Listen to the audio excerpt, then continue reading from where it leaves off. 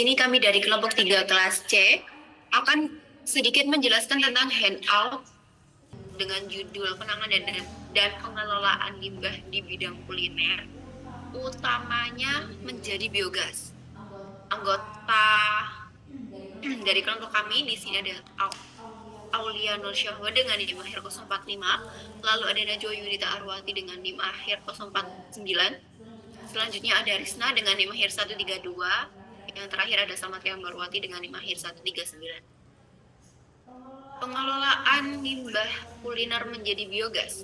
Biogas ini diartikan sebagai gas hasil dari proses penguraian bahan organik yang dibantu oleh mikroorganisme dengan kondisi anaerob atau tanpa oksigen, kurang lebih seperti itu.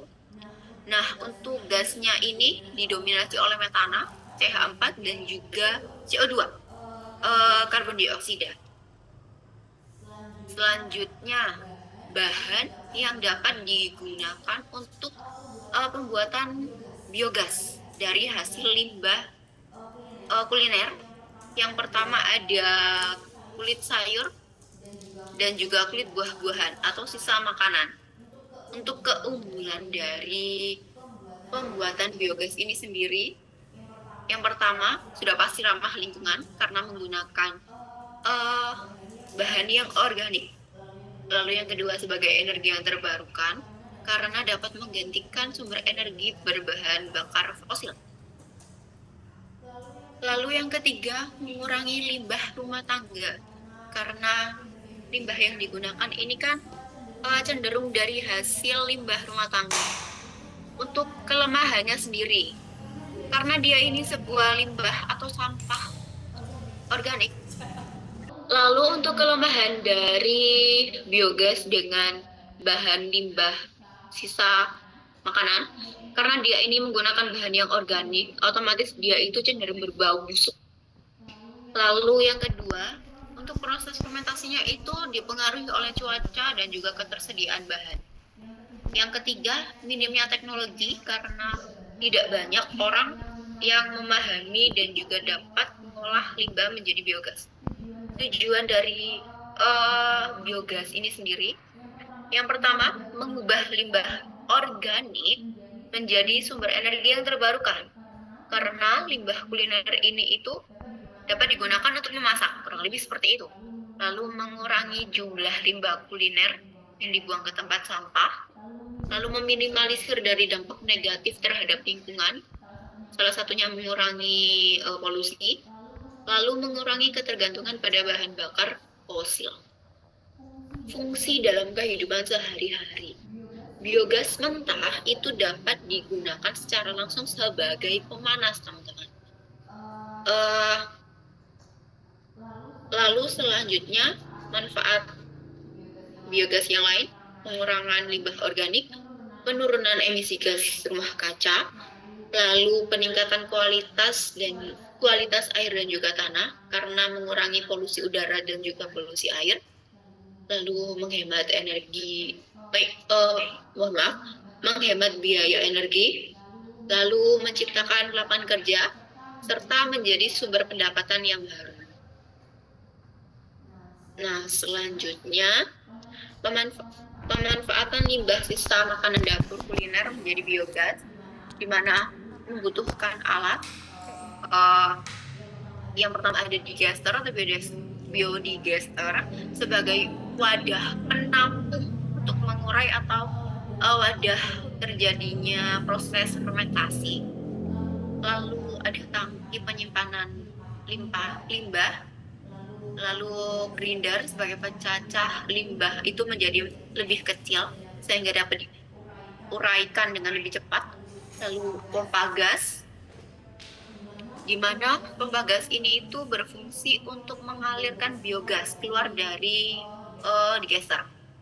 Untuk meteran berfungsi sebagai pengukur volume gas yang dihasilkan dari proses fermentasi, lalu filter dan juga pemurni gas yang bertujuan untuk menghilangkan impuriti seperti hidrogen sulfida. Lalu yang terakhir ada termometer yang bertujuan untuk memantau suhu yang idealnya itu 30 hingga 40 derajat Celcius. Untuk teknik yang digunakan, pertama ada anaerobic digestion, di mana meliputi dua teknik. Yang pertama itu ada teknik batch, proses satu kali jadi dimasukkan sekaligus, lalu proses continuous atau proses berkelanjutan. Selanjutnya ada pretreatment teknik, di mana pretreatment teknik ini itu sebelum dimasukkan ke dalam digester, limbah itu harus dicampur dengan air terlebih dahulu hingga mencapai konsistensi seperti bubur, kurang lebih seperti itu. Lalu pemantauan dan juga kontrol suhu, kadar, dan juga pH. Untuk proses pengelolaan biogasnya sendiri membutuhkan sekitar 20 hingga 30 hari dengan langkah pertama yaitu pengumpulan dan juga pra-pengolahan limbah, di mana limbah kulit sayur atau buah ini harus dipotong kecil terlebih dahulu lalu dicampur dengan air hingga konsistensinya itu seperti bubur. Lalu yang kedua, pengisian digester, di mana digester itu diisi dengan limbah yang sudah dicampurkan dengan air hingga konsistensi 70 hingga 80% dari volume dan juga kapasitasnya. Untuk yang ketiga, fermentasi anaerobik yang meliputi 4 tahap. Yang pertama ada hidrolisis, di mana bakteri yang ada di dalamnya itu akan memecahkan bahan organik kompleks menjadi lebih sederhana. Lalu asidogenesis, di mana senyawa sederhana tersebut akan diubah lagi menjadi asam volatil. Lalu yang ketiga ada asetogenesis, di mana asam volatil akan diubah lagi menjadi asam asetat dan juga hidrogen. Lalu ada metanogenesis atau tahap keempat, di mana bakteri metanogen ini akan memproduksi metana sebagai gas utama. Langkah yang keempat, pengumpulan dan juga penyimpanan biogas. Setelah biogas itu melewati proses fermentasi, biogas ini itu atau gasnya yang dihasilkan akan dikumpulkan ke dalam pipa dan disimpan ke dalam tangki tekanan rendah. Lalu ada pasca pengolahan dan penggunaan sebagai tahap yang terakhir, di mana purifikasi biogas jika diperlukan itu dapat dilakukan gunanya untuk menghilangkan bau dan juga racun. Untuk ampasnya itu dapat digunakan sebagai pupuk. Nah, berikut ini sedikit bahan yang dapat digunakan untuk digunakan sebagai bahan biogas. Lalu di sini ada alatnya. Nah, ini manfaatnya yang lain. Ada manfaat untuk lingkungan, mengurangi polusi. Lalu selanjutnya untuk manfaat ekonomi, karena dia hemat energi, hemat biaya, dan juga dapat menjadi sumber penghasilan. Lalu juga meningkatkan efisiensi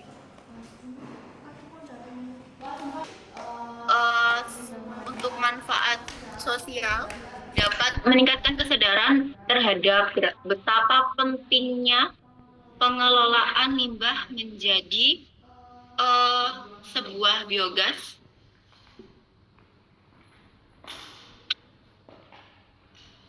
Lalu untuk manfaat yang terakhir ada manfaat teknis, di mana biogas dari limbah dapur ini itu dapat digunakan untuk berbagai keperluan, seperti mungkin memasak, sebagai pemanas, dan juga dapat menjadi listrik dengan skala kecil. Lalu untuk ampasnya itu dapat menjadi pupuk organik, yang lebih seperti itu. Akhir kata, kami dari kelompok 3 kelas C mengucapkan sekian dan terima kasih atas atensinya.